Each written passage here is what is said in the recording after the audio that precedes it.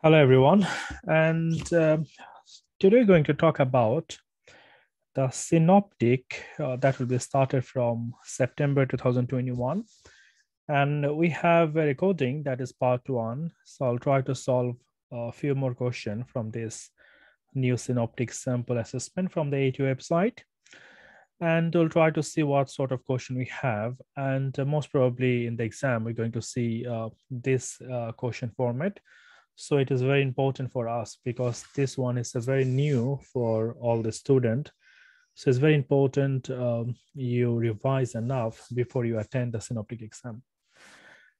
So we're going to start from question number 4, task 4, because we have done task 1 to 3 on the previous recording. So let's have a look what we have here. Let's read the question first. This task is based on the workplace scenario of BLM and Co. Today's date is 28th of February 2018. Brian has asked you to prepare some financial statement urgently. This include a statement of cash flows and cash budget. He needs to send this to the bank by the end of the week as part of the loan application. Brian tells you that obtaining the loan is very important for the survival of the business. The jobs of everyone in the business depends on this. You have not yet studied statement of cash flow or cash budget.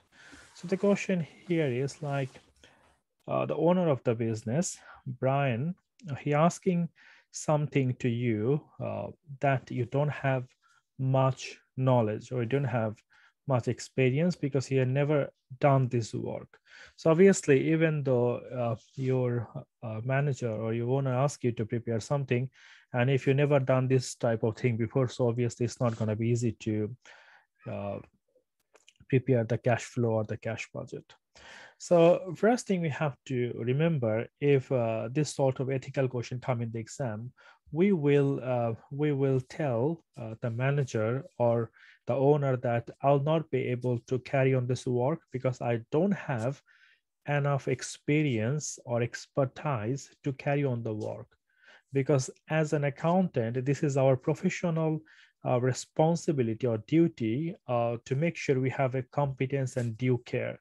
So we should have enough knowledge, we should have enough experience, we should have enough resources to carry on the work. Unless we are very confident we can give the best or quality service to the client, we never take that assignment. So this is the story. So let's have a look what is the next question we have here. What is the requirement? Describe 2 threats to your ethical principle as a result of Brian request.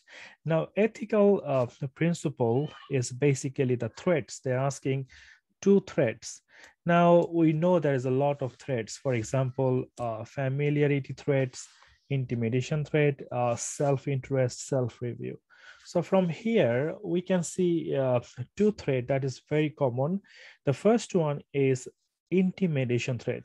Intimidation threat is when I feel pressure. When I feel pressure for something, that is intimidation threat.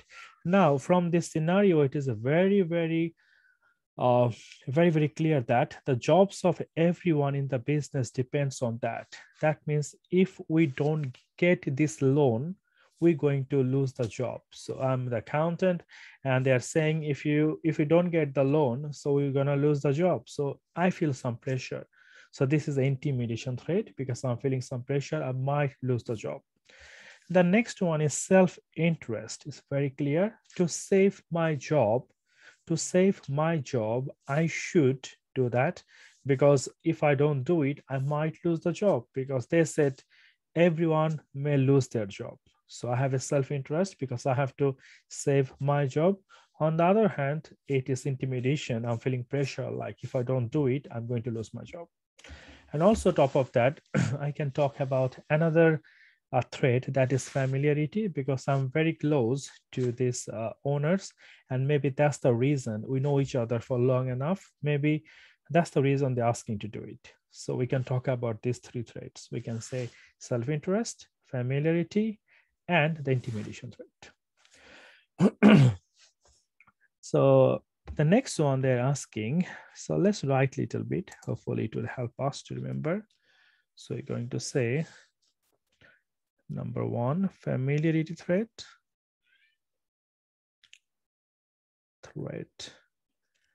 Because of a long-standing relationship.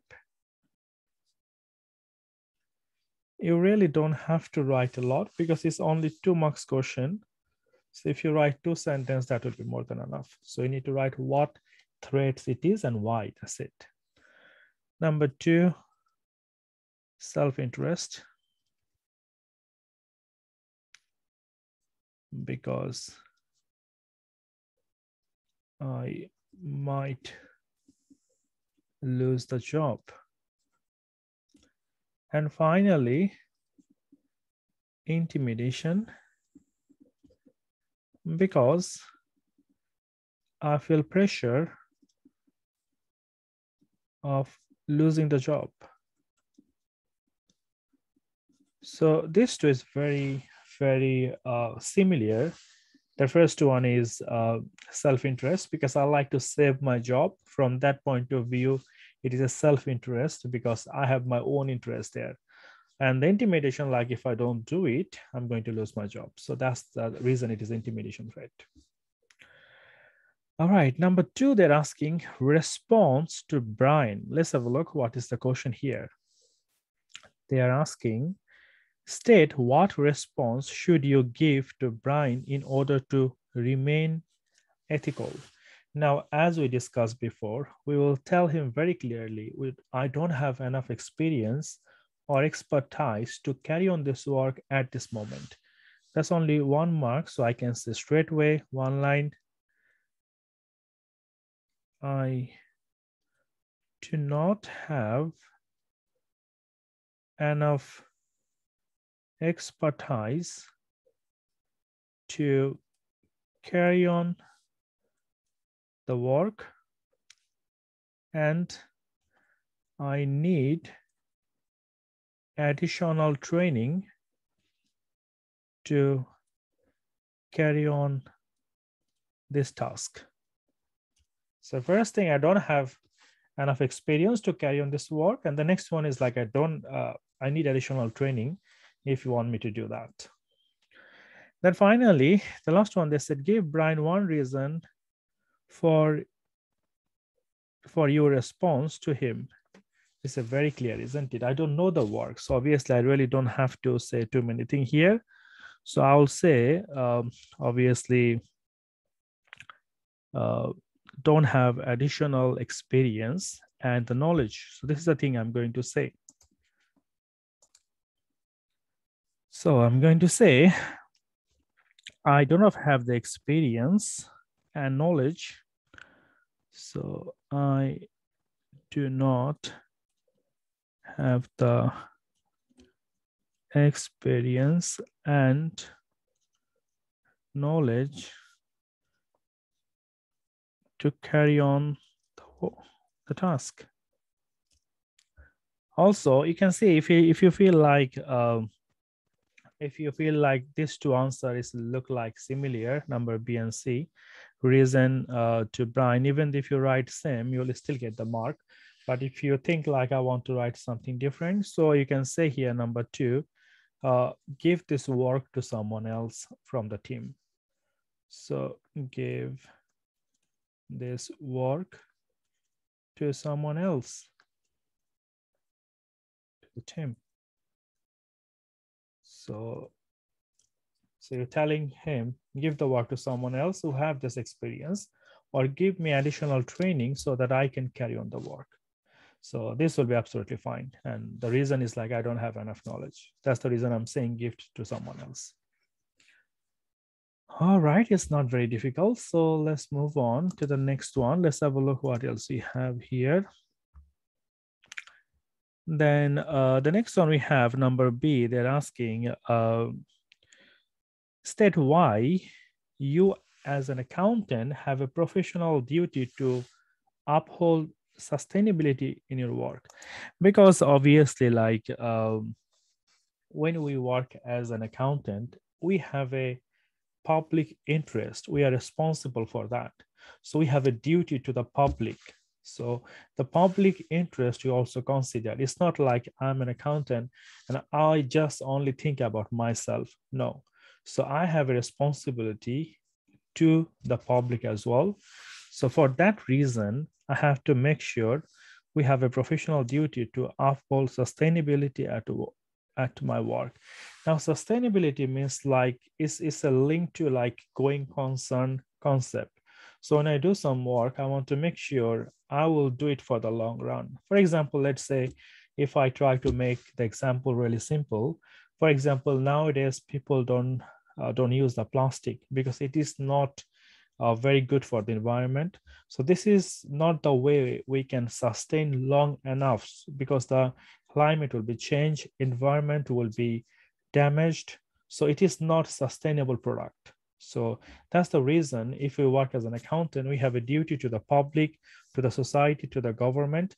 And that's the reason we have to make sure like our work is sustainable. So we're going to say here, because ensuring sustainability is the public interest, an accountant have a responsibility to work in the public interest. So accountant have the responsibility to the public interest.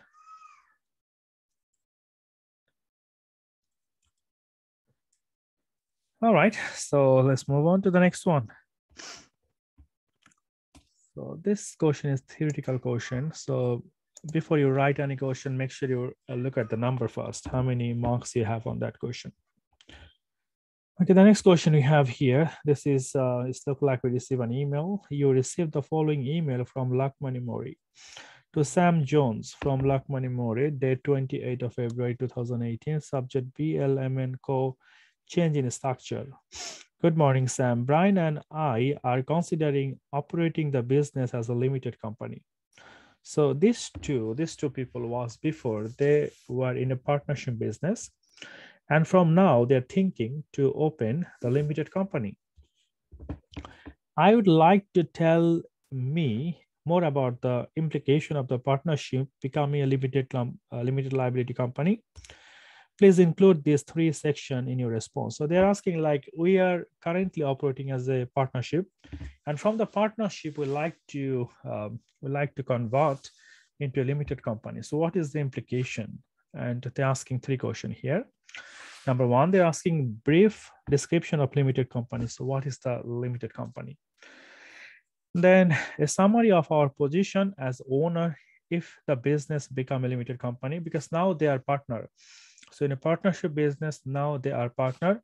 So what will happen? What you will call them if they become a limited company?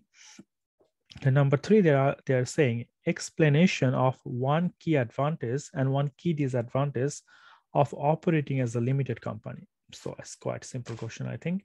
So you have a 10 marks for this question. If we split 3, 3, 3, the middle one we can say 4, so it should be 10 marks. Okay, so let's try the first one. Describe the limited company. What is limited company? I think all of us, we know what is limited company. The main definition of the limited company is a separate entity. Separate entity means the owner and the business are separate. So that means, for example, let's say if we have a business and if we have an owner, the owner and the business are separate. Let's say, for example, this is the business and this is the owner. So that's my business and this is the owner. So they are separate to each other. Even though the owner owns this business, but still they are separate. And this is called separate entity concept. So according to the separate entity concept, the owner and the business are separate. So you're going to say owner and the business are separate. So this guy, the owner, he is separate from the business. So any money invested to the business, any of the capital he invested to the business have a responsibility to pay him back. So that's the reason owner and the business are separate.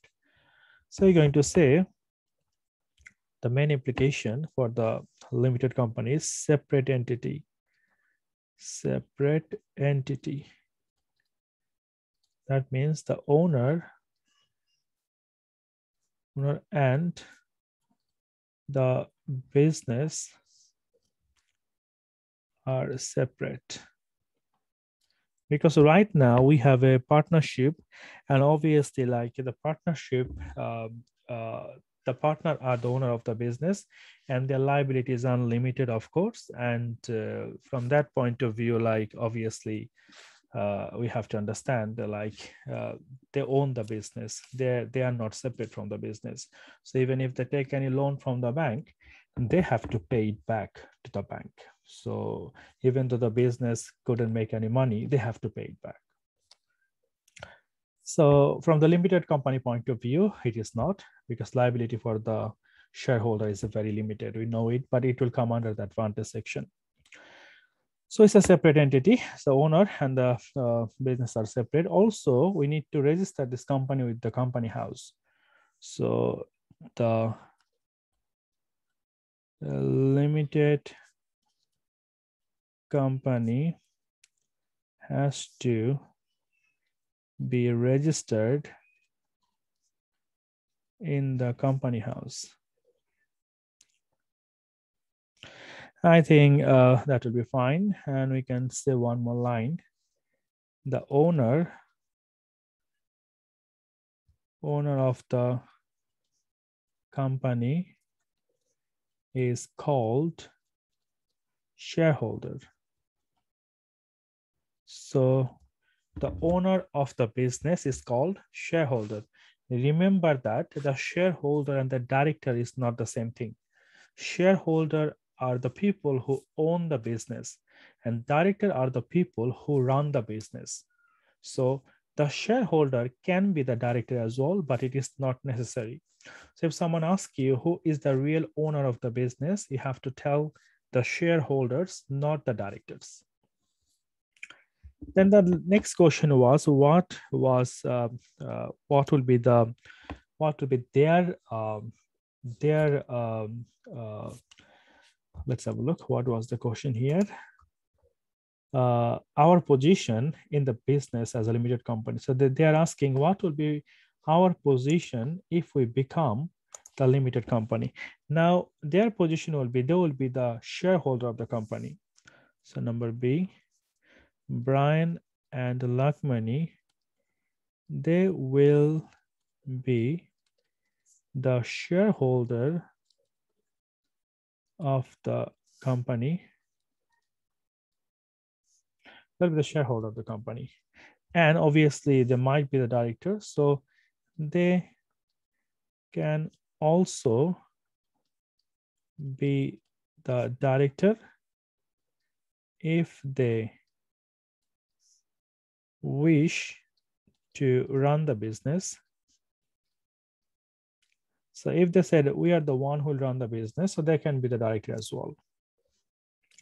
And as a director, they can take the salary and as a shareholder, they can take the dividend. They can take dividend from the business. So if they are a shareholder, they can take the dividend from the business as well. All right, I think this will be all right. And obviously, like we can say a few more words, like the company have to pay the corporation tax to the HMRC. This stuff you can add, but it depends how many marks in the exam. So if the question don't give you enough marks, there's no point writing a lot.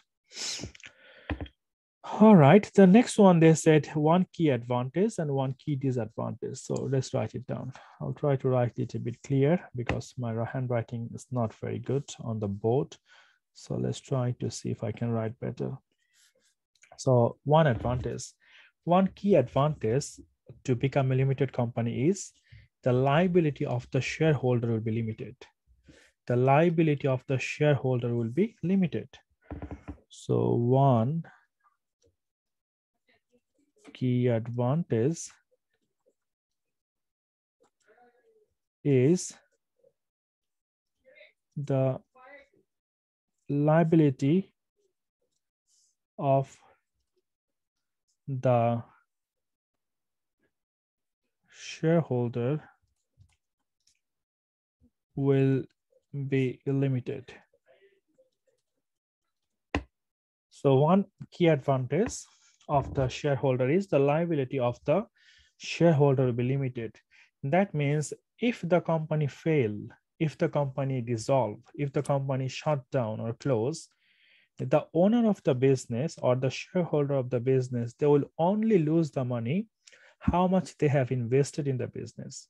So they will not be affected by their personal wealth or personal assets. So if they take some loan from the bank, so bank will not come to them and tell you sell your car or sell your house to pay back the loan. So they will only lose the money they have invested, nothing beyond that. This is the key advantage. And the disadvantage is they have to follow all the compliance. They have to follow all the regulation that belongs to Company Act 2006. So they have to follow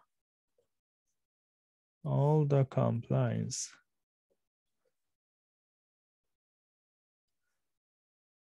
according to Company Act 2006. According to Company Act 2006. So they will have some extra burden. So they have to submit the annual return, corporation tax, and they have to pay some money to the accountant. So that will be the extra burden. They have to follow all the regulation that belongs to Company Act 2006. So this is the disadvantage, because if you become a partnership business or sole trader, you don't have to follow all the regulation. But if you open the business as a limited company, you have to follow all of this. But on the other hand, the advantage is like your liability will be limited. All right, that's it. So let's move on to the next one. What we have here, the next question. The next question is task 5.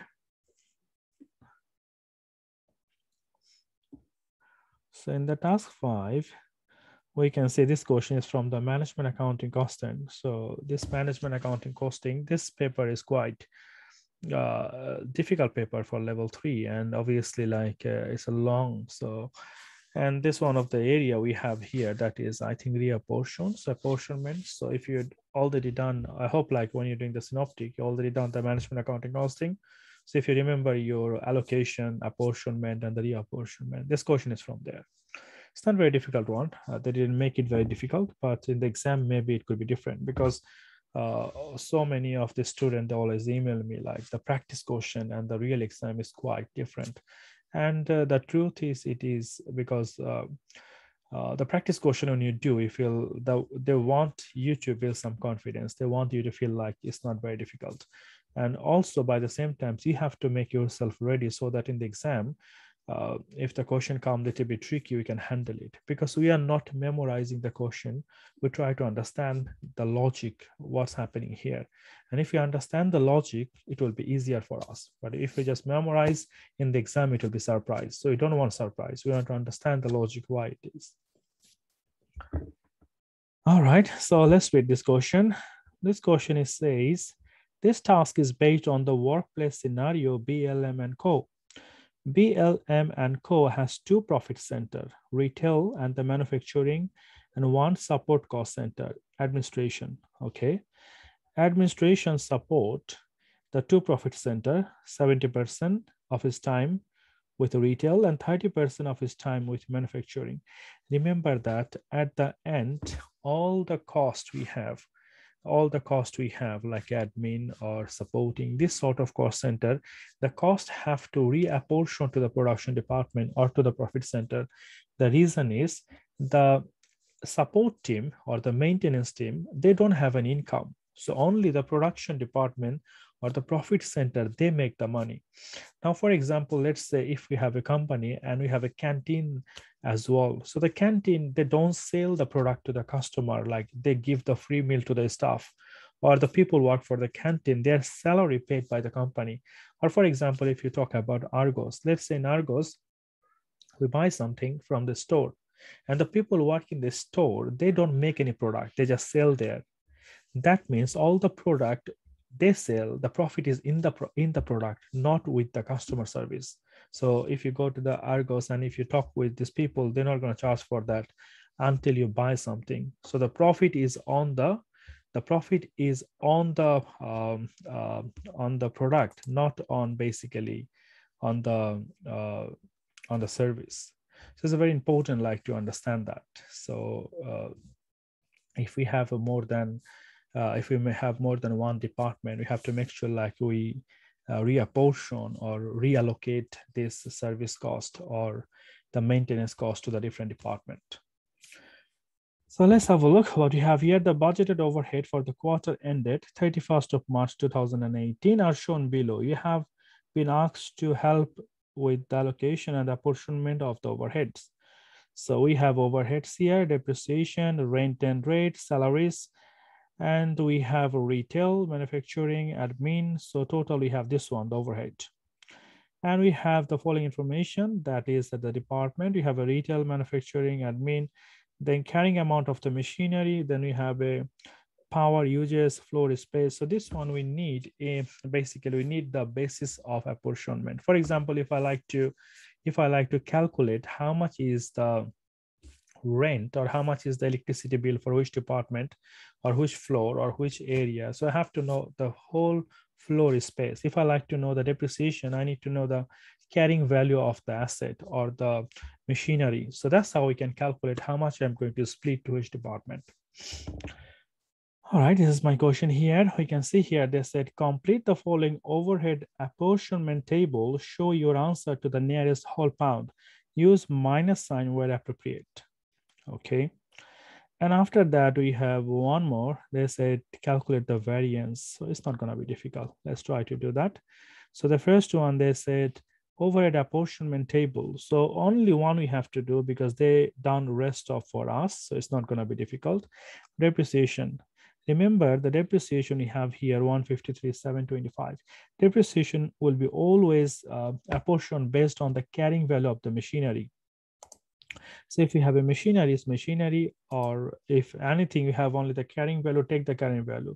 So depreciation is the link to the carrying values. If I like to make the apportionment, I always use the carrying value.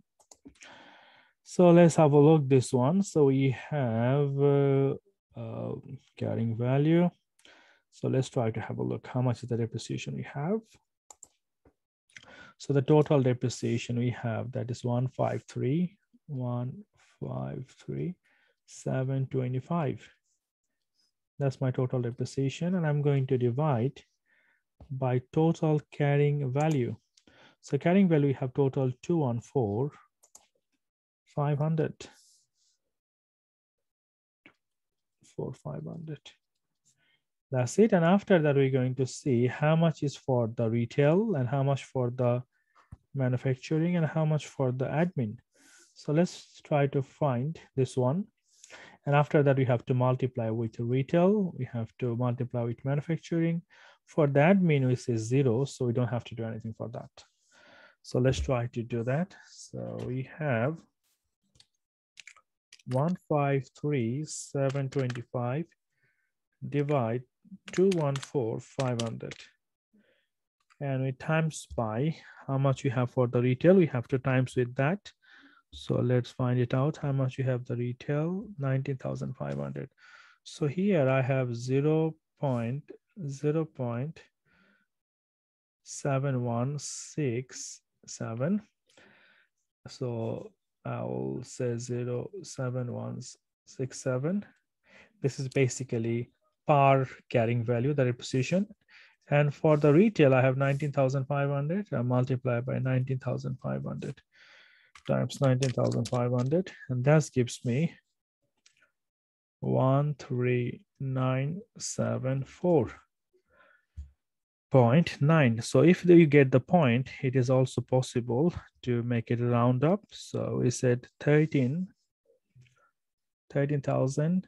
This is 9. So we said 5, basically 13,975. So 13,975. So let's do for the manufacturing. For the manufacturing, what we'll do the same way. For the manufacturing, so per carrying value, we have 0.7167 times, for the manufacturing, we have 195,000.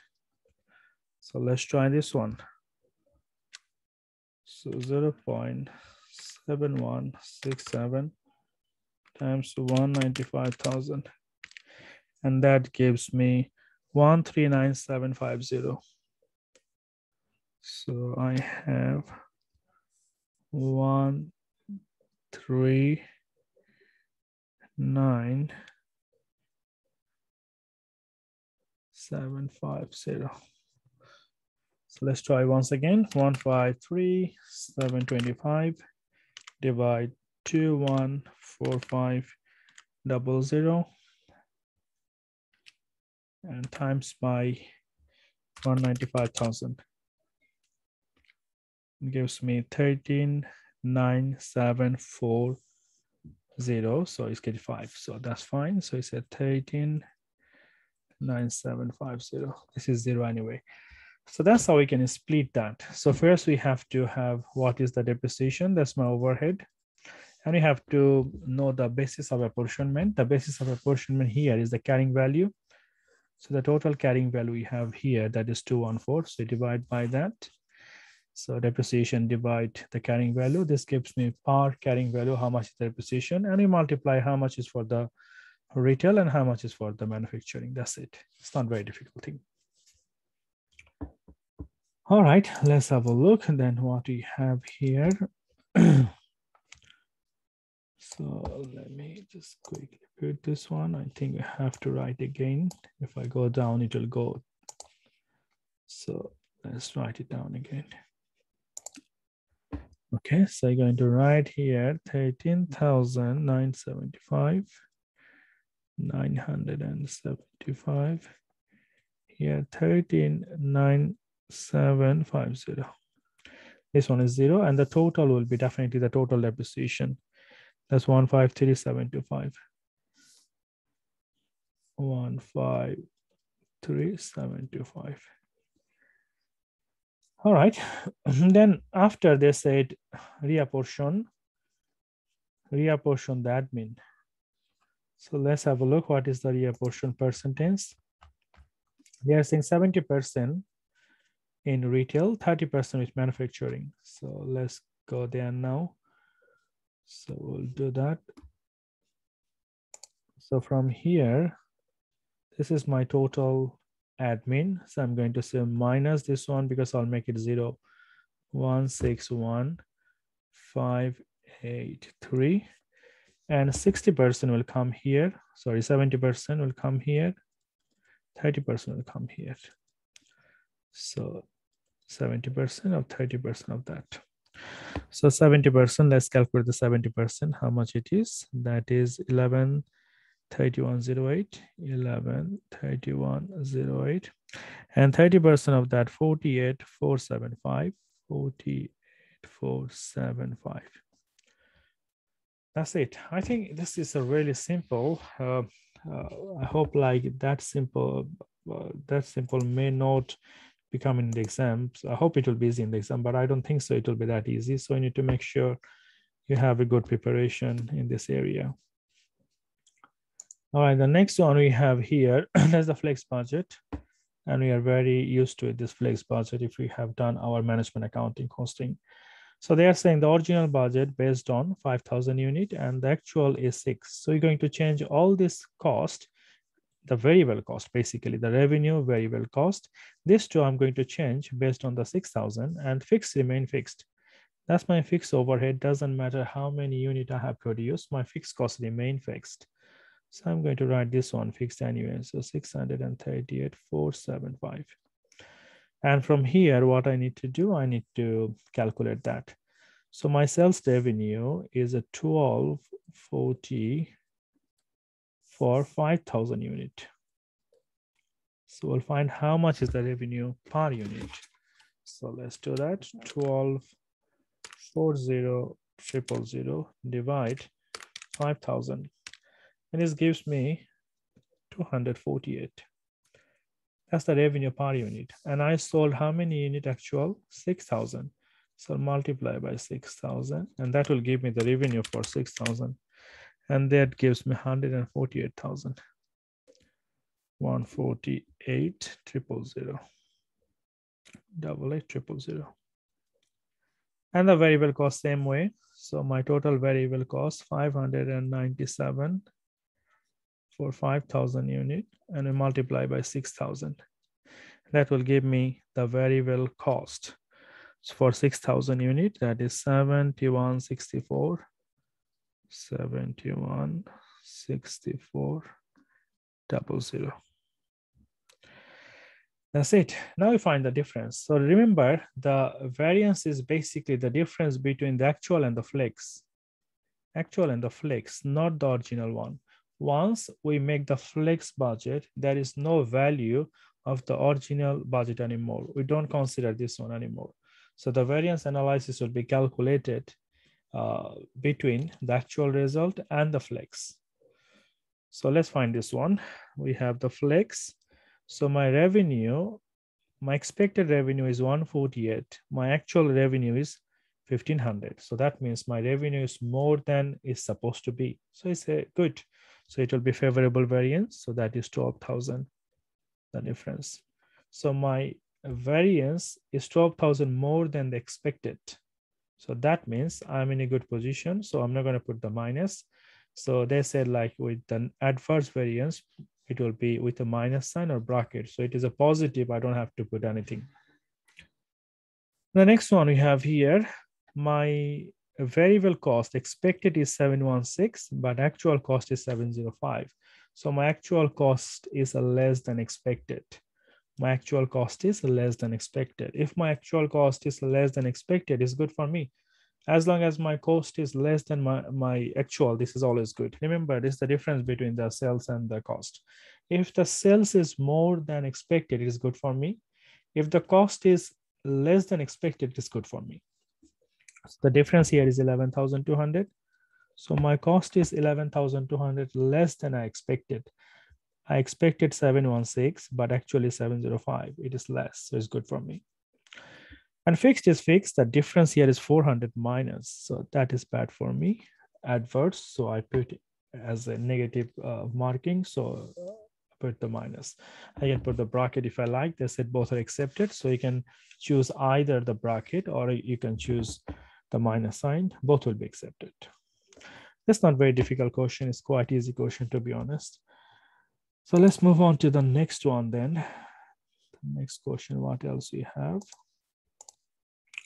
The next question we have from the partnership. Let's have a look. Let's read this question. Saying this task is based on the workplace scenario BLM and Co. You are preparing the final account for BLM and Co. for the year end 31st December 2017. The statement of profit or loss for BLM and Co. show a profit for the year ended 31st December 2017 of 247. So this is the profit before the appropriation. So this is the profit I have just from the partnership. After deducting all the expenses, I have this profit. But remember that this profit is before the apportionment. Before the apportionment means like before giving the salary to the partners, before giving the interest on capital, before giving the commission. So all of these things before, this is just a profit from the operation, from the business. You are giving the following information for the year ended 31st of December 2017. In accordance with the partnership agreement, Lakmani is entitled to a salary 25,000 per year. So only one. So you have a two-person. We have a Lakmani and we have a Brian, but only Lakmani entitled for the salary. Interest on capital has been calculated 4350 for Brian, 2850 for the luck money. Interest, the Brian has taken the drawings. The drawings means if these people take some money from the business for their personal use, drawings will reduce their capital. Drawings will be minus against the current account. So the total amount outstanding to the partners, that will be reduced because they already take some money. Luck money took 84,400. Interest on drawings has been calculated. Remember, if the partner takes some money from the partnership business, the business might charge some interest against the drawings, and that will be the income for the business. Remember that.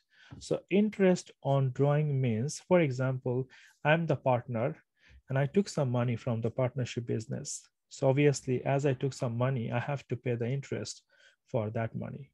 Obviously, like this will be the income for the business. So I'll receive less money from the partnership business because I took some drawings and I have to pay interest on that. But on the other hand, the capital, interest on capital, this is opposite.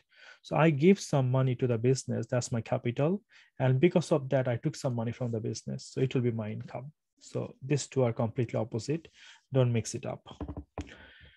The residual profit will be 3:2. So whatever profit left, it will be split with the ratio of 3:2. All right, let's do this one. It's not very difficult, I think. It's a very simple thing. Partner appropriation account. So let's have a look. This is the profit we have, 24,782 from the quotient. Then interest on drawings. So let's find how much is interest on drawings. So we have 480 interest on drawing, total 480, 300, 180. So 480. So it said 480, the interest on drawings. For the Brian, 300. And for the luck money, 180. So this is my total. So let's find the total, how much it is. So total we have 480. So we have just, this is the income for the business, add. So profit for the year 24,782, and we add this one, interest on drawings. I'm saying again, because sometimes some students get confused. Interest on drawings means the partner, they took some money from the business, like a loan, and they have to pay the interest. So this is the income for the business. That's what we're adding. Then we have a less, a portion of the profit. So let's have a look how much expense we have. The first expense, we have salaries. We have to pay some salary to the partner. Salary. And I think only the luck money take 24,000. So we say 24,000, sorry, 25,000. And only luck money take 25,000. Then you have interest on capital. Interest on capital. This is the one the business have to pay to the partner because the partner introduced some capital and they want to take some interest on that. So 7,200 total, 4350 for Brian, and 2850 for luck money. And that's it. So this is our total apportionment expense. Then profit available for distribution. How much profit do we have? So we have total this one. So we have 24,782 plus 480 and minus 32,200. So if we do this one, that will give me how much profit we have to give to the partner. So that is 21,62 and 62. This is the profit we have left to give to the partners. Now, then we have a profit share. So Brian will have 3 and luck money have 2. So let's try to get this figure. So out of 21, 62 and 62. So divide by, we say 3:2, isn't it? 3:2. That means 5 times 3 and the same one, 216262, divide 5 times 2. So out of 5, because 3 plus 2 is a 5. So out of 5, 3 belongs to Brian and 2 will go to luck money. So that's how we're going to split that. So let's try to do that. So we have 2162 and 62 divide by 5 times by 3, and that gives me 129,757. So 129,757, and the rest for the luck money 86,505, and the total will be same, that is 216262. So whatever the profit left, we split to 3 to the brine and 2 to the luck money, because the question said is 3:2. All right, so this is very simple, very, very simple. So let's move to the next one. The next one, we have the current account. Now the current account also very simple. Current account, we have a two side. We have a debit side and we have a credit side. Credit side is all about how much the partners are entitled to receive from the partnership business. So for any reason, for example, salary, sales commission, interest on capital, for any reason, if the partners entitled any money from the partnership business, we record on the credit side. And current account, the opening balance, current and capital both in the partnership, current and capital both account, the opening balance will be on the credit side, unless the quotient said it is a debit balance. If the quotient doesn't mention anything, that will be my credit balance always. And with that, I'm going to add the salary. How much is the salary they will receive? Then interest on capital, because this one also they will receive. Then we have a profit sharing. I'm not sure is there anything else we have. Then profit sharing, profit share, how much they're entitled for the profit share, that we have just calculated on the top. So all of this thing will be received by the brine and the luck money. So let's have a look how much is the salary. So there is no salary for the brine. For the luck money, it is 25,000. Then interest on capital, 4350, 4350. And we have 2850, 2850. And the profit share we have calculated, that is 129, 757, 757, and 86,505, 86,505. And after we added all of this, we'll remove this one. So if we added all of this is 135 and 135, 307, 307. And this one is 117,555. Now we're going to write the same total here, 135, 307, and 11,755. Now we are not going to pay all this money to the partners because they have some drawings. Drawings means they already took some money. They already took some money from the business. So we're not going to give this one. So we want to take away. So writing anything on the debit side means take away. So we're going to write the drawings. Drawings, and they already took for the drawings 91,200.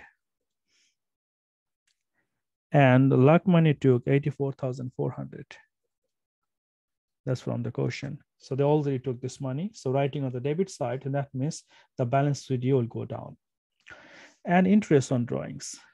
Interest on drawings. So interest on drawing 300 for the brine, 180 for the luck money. So now if you find the balance CD, that will tell us how much exactly brine and luck money entitled from the partnership business. So how much the business, partnership business owe to them. So from the total, we minus this one to find the balance. So the balance is 43,807 and 32,975. So from the total, we minus these two to find this balance. From the total, this one, we minus this two to find that balance. So these two balance, the business have to pay to these two partner, brine and luck money. Now, obviously, you can see this is the end of the question, but obviously you can see like this is quite simple. They make this sample assessment, but I don't think so it will be that simple for the Synoptic exam. So make sure you practice enough as much as possible, especially the 2 mock question from the BPP is a very important in the exam, because I have seen the mock question made by the BPP that is very like similar to the final exam, and the format they use is quite important. So make sure you have it and you practice this 2 mock and 2 questions from this AAT website and also from the question bank. So prepare yourself as much as possible. And if you have any question, I have my email on the description. You can email me. I'll see, and if I can help you, definitely I'll get back to you. Thank you very much for watching, and I'll try to see if I can make some more videos on the Synoptic. I'll definitely upload. And for anything, you can email me. You have my email on the description. Thank you everyone for watching.